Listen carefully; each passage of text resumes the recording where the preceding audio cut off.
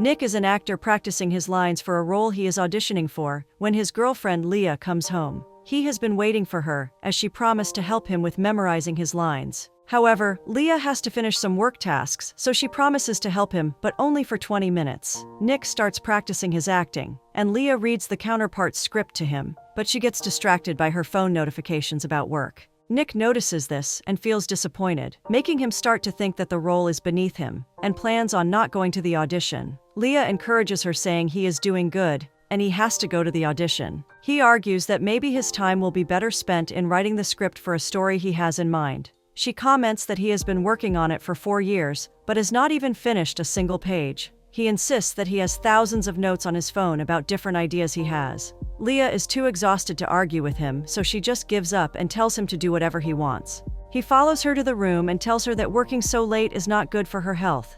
She emphasizes that she has a real job and she has to do it to pay for the rent and bills, to which Nick has no contribution at all. He insists that he has a real job too, and that being an actor is not easy. But this just annoys her more, pointing out how he is blowing up the only audition he has for this month. She even asks him if he actually thinks he will just wake up one day and be a successful actor. He retorts that she is being so negative and likens her to a black hole where no light, time, or joy can escape. Leah answers back by pointing out that she is the black hole that's paying his rent, his car insurance, and even schedules his doctor's appointments. It looks like our actor is being too dependent on his girl. Then she finally tells him she wants to break up. Nick is taken aback. This sends him into a driving spree to release his rage. The next morning, Leah drives to work and calls her friend to tell her about the breakup. Her friend thinks Nick is a leech and assures her that she made the right decision.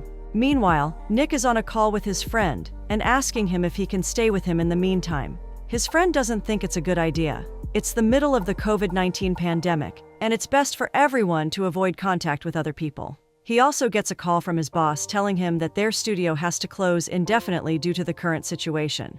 News about the pandemic is spreading fast and is being broadcast all over the world. Leah comes home to find Nick watching the news and expressing how crazy the current happenings are. She asks him if he already has a place to stay and gives suggestions about some people he can go to, but none of the suggestions are good for him. She also suggests getting a hotel for 2 weeks, and then they can reevaluate. But Nick tells her he just lost his job, so he cannot afford that. Several places are starting to implement lockdowns, so it's really a bad time for moving out. Thus, it seems that they are stuck with each other for now. Leah calls her friend, who is disappointed upon learning he is still living with her, and tells her to kick him out, but Leah defends him, saying he has no money, has nowhere to go, and he is just working on himself right now. Nick's friend visits him, and when she sees this, she asks to talk to Nick in private, finding it unbelievable that he is letting visitors in when there is a lockdown going on, and it's not safe. So she asks Hank to leave.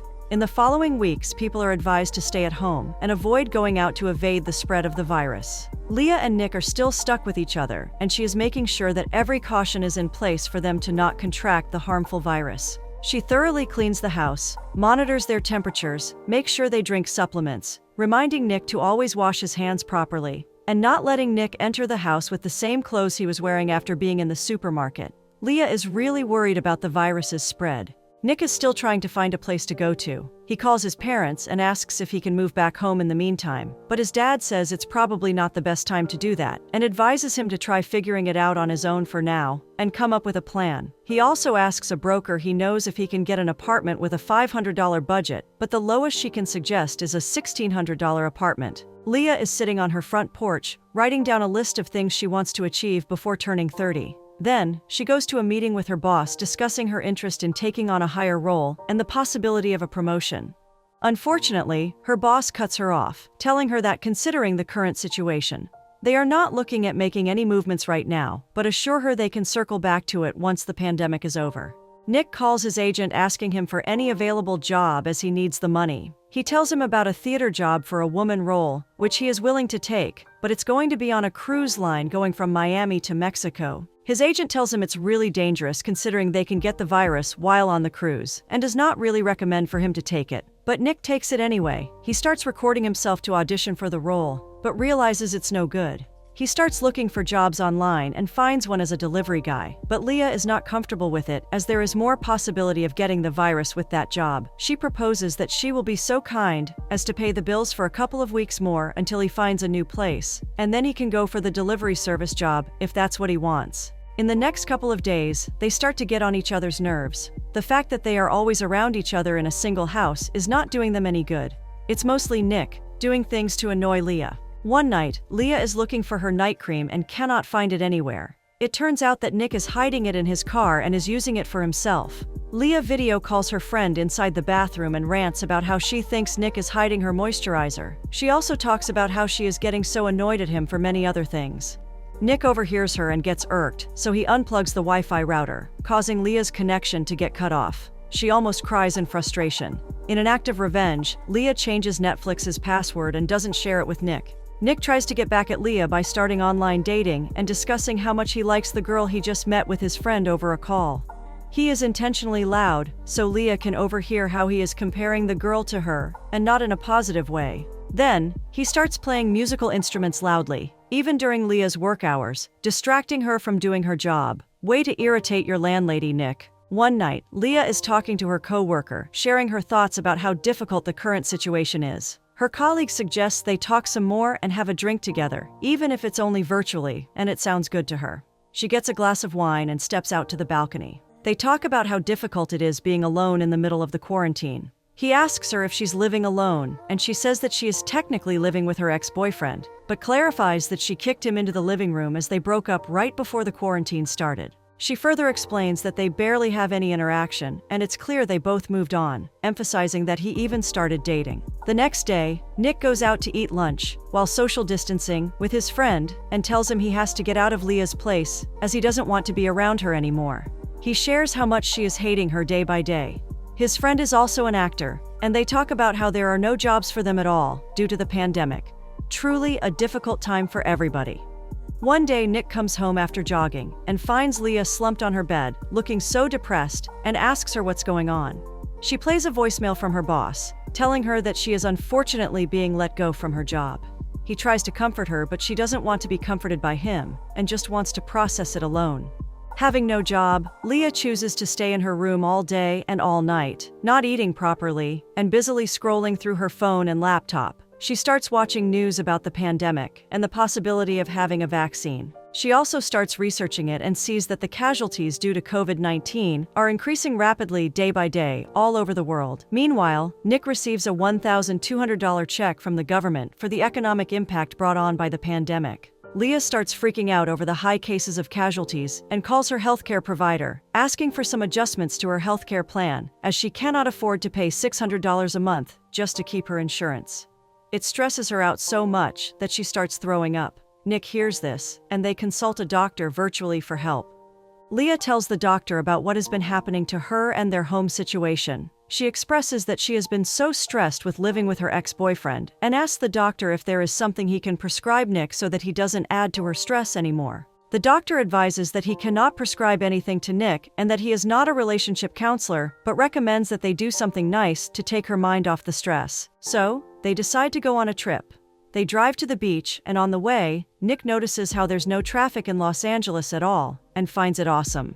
However, Leah argues that it's false optimism and thinks it's going to be way worse for the environment if more people choose to drive their own cars, instead of taking buses and trains, causing more pollution. They don't seem to be having a good start for a day of relaxation. They arrive at the beach and cannot find any parking spot, as there are thousands of people there, despite the pandemic.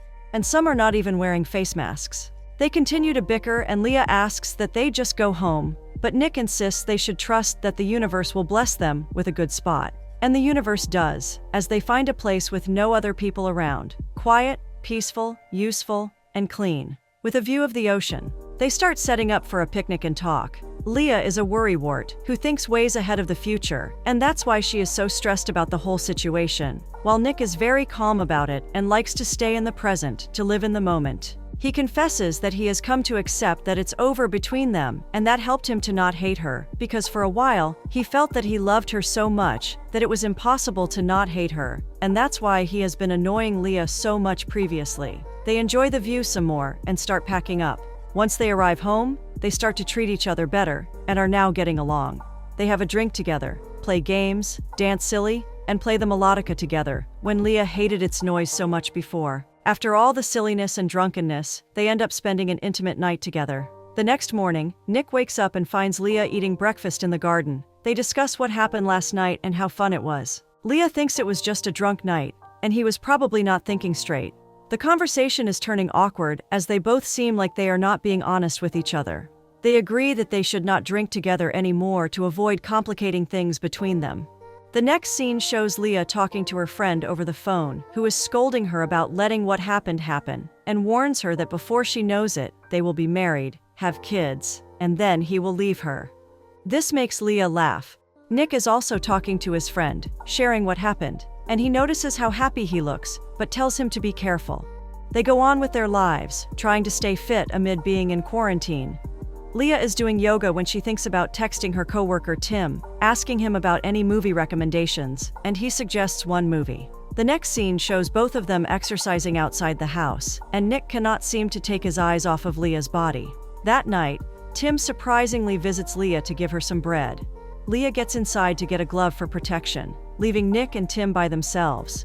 Tim asks him what he's been up to, and he says he is studying for LSAT and wants to take up law. Nick in turn asks about him, and Tim says he was Leah's coworker. Nick thanks him for the bread but tells him that Leah has a gluten allergy, and Tim is surprised to know this. Leah comes back and Tim hands her the bread, giving a disclaimer that it might have gluten in it, puzzling Leah, as it turns out that she doesn't have a gluten allergy. Nick makes up an excuse saying he was joking when he said that. It seems that Nick has some issues with Tim caring about Leah. Tim and Leah's relationship seems to be progressing as they are doing video calls regularly now. They even do a virtual movie date together, and Nick keeps hearing her laughing from the living room. It looks like Nick is not happy about this. He interrupts the two, telling Leah to keep the noise down because he is studying. After their virtual movie date, Leah goes to the kitchen to get more wine and spots Nick cleaning, asking him how his study is going, but Nick suddenly throws a glass angrily onto the floor, shocking Leah. Then, he immediately gets the broom and cleans the mess up without looking at her or speaking to her. The next day, Leah is on a video call with Tim, who is showing her his dog. He asks her if she wants to go with him to walk the dog, and she agrees as long as there is social distancing between them. They meet at the park, and Tim asks her about her situation with Nick. She tells him they are having a hard time together, and he is really getting on her nerves a lot, and it's just hard adjusting considering that they have been together for 4 years. Tim suggests that the best way to get over someone is by moving on to the next relationship, but it's just hard to do amid the quarantine. They arrive at Tim's house and he invites her over for a glass of water. One night, Leah is listening to Mandarin language tutorials, and Nick apologizes for him throwing the glass the other night, saying he was stressed about the LSAT and everything that's happening. She asks him if he really wants to be a lawyer, and he says it's the plan, thinking it's more like acting too, with convincing juries, facing the media and all that. Leah finds this adorable about him. At least their friendship is getting better this time. The next day, they try sewing some face masks themselves and are really having fun. Leah gets a call from Tim just checking in on her.